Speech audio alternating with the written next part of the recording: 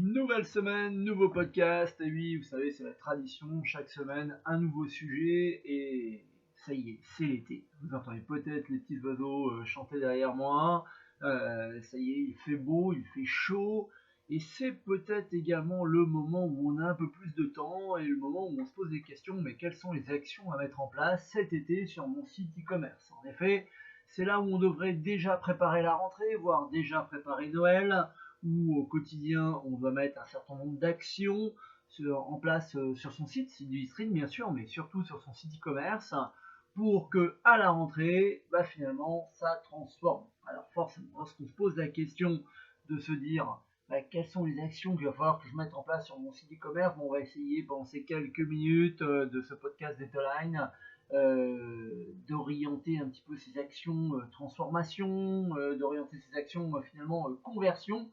Et la première des actions finalement qu'on devrait mettre en place, c'est souvent la rédaction web.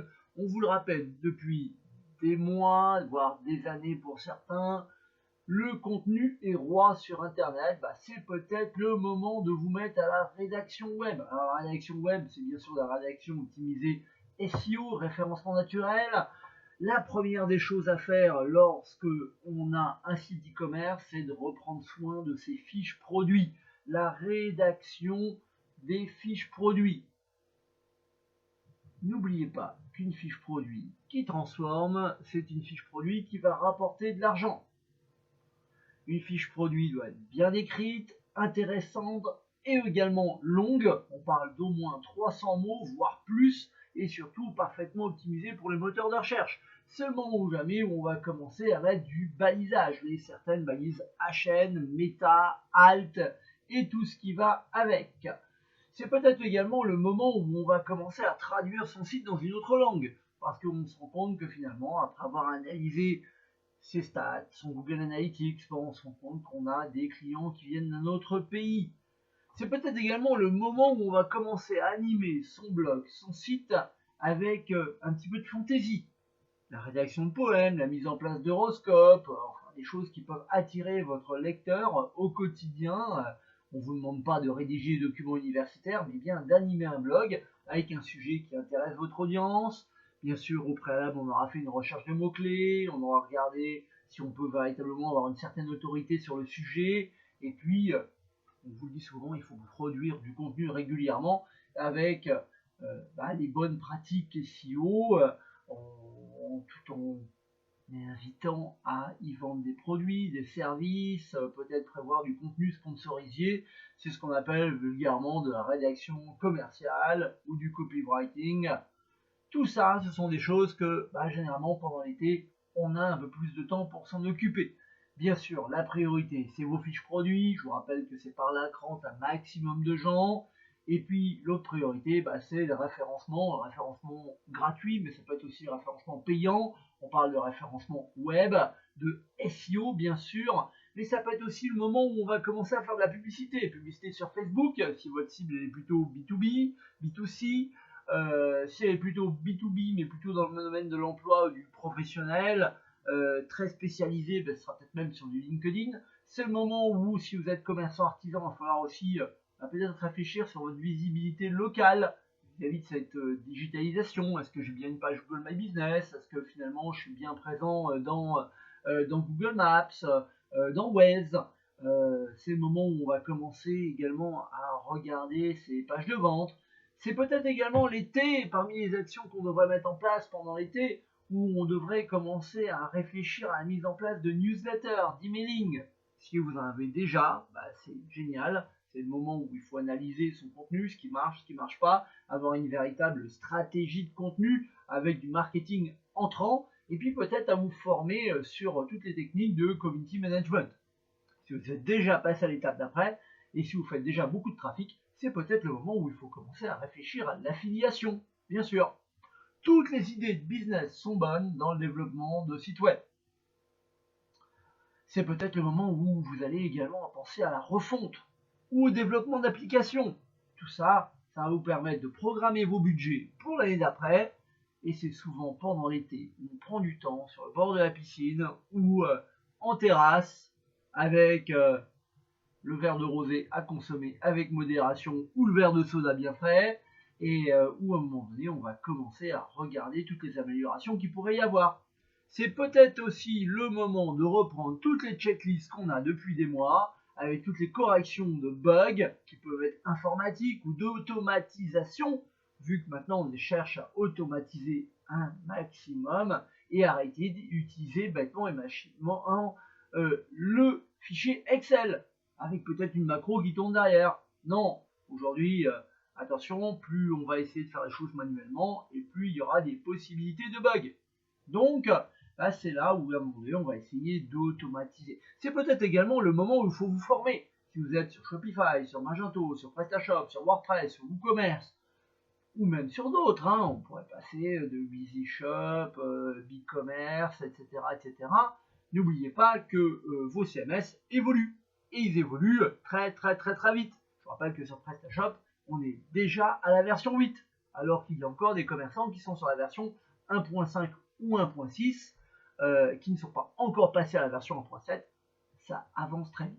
C'est peut-être aussi le moment, lorsqu'on regarde les versions de son CMS, de parler aussi cybercriminalité, cybersécurité. Attention, il y a des failles de sécurité qui sont un petit peu partout.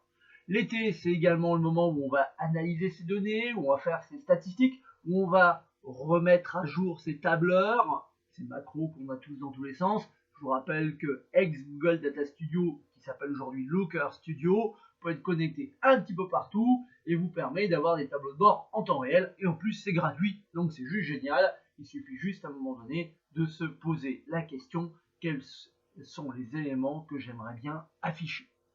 L'été, c'est également le moment où on commence à se poser des questions sur son graphisme. On parlait de refonte tout à l'heure, mais ça peut être également le design des logos, ça peut être les flyers, les brochures, les affiches, les cartes de visite, ou tout simplement le petit message que je mets à l'intérieur de chacun des colis. Ça peut être également les visuels sur vos réseaux sociaux, vos bannières, trouver une certaine harmonie au milieu de tout ça, pour que au niveau des illustrations, ça ne ressemble plus plutôt à une vieille présentation PowerPoint, mais vous soyez passé Web 2.0. C'est peut-être également l'été au moment opportun où on va refaire les photos. Et oui, n'oubliez pas qu'on a une chance énorme en été, c'est qu'on a une lumière qui est pratiquement parfaite. Et on peut faire des photos d'extérieur, les mises en situation des produits.